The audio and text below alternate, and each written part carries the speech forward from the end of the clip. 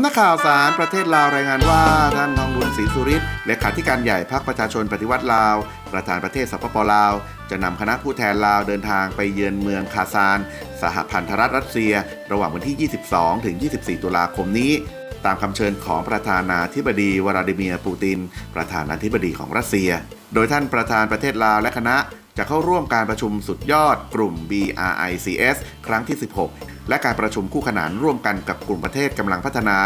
ในเขตโลกใต้ภายใต้หัวข้อประเทศกลุ่ม BRICS กับประเทศกำลังพัฒนาในเขตโลกใต้ร่วมมือสร้างสรรค์โลกที่ดีกว่าซึ่งมีวัตถุประสงค์เพื่อปรึกษาหารือเกี่ยวกับปัญหาที่กำลังท้าทายของโลกในยุคปัจจุบันรวมถึงแนวทางการส่งเสริมความร่วมมือระหว่างกลุ่ม BRICS กับประเทศกำลังพัฒนา